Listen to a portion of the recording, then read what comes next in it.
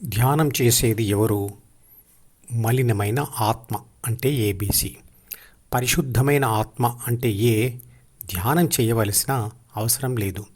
శుభ్రంగా లేని మనిషి మాత్రమే స్నానం చేసి శుభ్రంగా మారవలసిన అవసరం ఉంది. ధ్యానం చేస్తే ధ్యాన ఫలితంగా ఏబీసీ ఏగా మారిపోతుంది. న్యూరాన్ కణాలలో ఉండే ఆత్మ అందులోనే ఉండే ప్రాథమిక మనసు అంటే బీని చదివి కొంత మలినమైపోతుంది. తర్వాత న్యూరాన్ కణాల బయట ఉండే ద్వితీయ మనసులోని సి అనే భావమును పొంది అందులోనే ఉండే డి అంటే జ్ఞాపకాల పుస్తకంలోని అనేక కోరికలతో కలిసి సుఖాల కోసం ప్రయత్నాలు చేసినప్పుడు, ప్రకృతి సహకరించక విషాద అనుభవం కలిగినప్పుడు అందులోనే ధ్యాన కోరిక అంటే జి పుట్టవచ్చు. శరీరానికి ప్రపంచానికి మధ్య ఈ అంటే 5 జ్ఞానేంద్రియాలు శరీరం పైనే ఉంటాయి. ప్రపంచ సమాచారం లోపలికి రావడానికి అయినా లేదా కోరికలు కార్యరూపంలో బయటికి పోవడానికైనా మధ్యలో ఈ ఉంటుంది. ప్రపంచ సమాచారం జ్ఞానేంద్రియాల ద్వారా డి వరకు వచ్చే దారి మరియు వాటిని చదివి ఏబీసీ తీసుకున్న నిర్ణయాలు లేదా కోరికలు డి ద్వారా బయటకు వెళ్ళే దారి వేరువేరుగా ఉంటాయి. ఆ దారుల మధ్యలోనే ద్వితీయ మనసు అంటే సి మరియు డి ఏర్పడుతుంది. అలా ఏర్పడిన ద్వితీయ మనసులో సి అంటే అహం మరియు డి ప్రాపంచిక సమాచారం మరియు ధ్యాన కోరికతో సహా ఇతర అన్ని కోరికలు ఉంటాయి. అవే జ్ఞాపకాల గదులు లేదా వంతెనలు. వాటిని సైనాప్సులు అంటారు.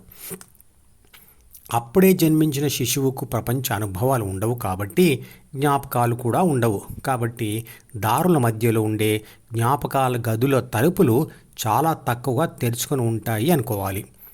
అహం అంటే సి అసలు ఏర్పడి ఉండదు. కనిష్టంగా తెరుచుకొని ఉన్న ఆ గదుల తలుపుల ద్వారా మొట్టమొదటగా వచ్చే బలహీన ప్రపంచ సమాచారంను A+B అనుభవించి ఆ సమాచారంను ఆ గదులలో రాస్తుంది.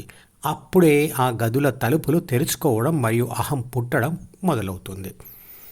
A+B అదే అనుభవంను పదే పదే పొందుతున్నట్లయితే ఆ అనుభవాలకు అనుగుణంగా సమాచారం పెరుగుతుంది. ఆ పెరుగుతున్న సమాచారానికి అహం పెరుగుతుంది మరియు జ్ఞాపకాల గదుల తలుపులు చాలా ఎక్కువగా తెరుచుకుంటాయి. మళ్ళీ మళ్ళీ పొందే అనుభవంతో ఈ విధంగా తలుపులు ఎక్కువగా తెరుచుకోవడాన్ని సైన్స్ ప్రకారంగా సైనాప్టిక్ ప్లాస్టిసిటీ అంటారు.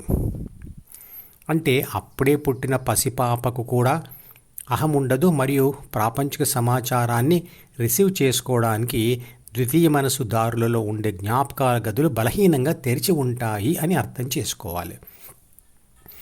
అలా అనుభవాలతో నెమ్మదిగా ద్వితీయ మనసు తయారవుతూ ఉంటుంది.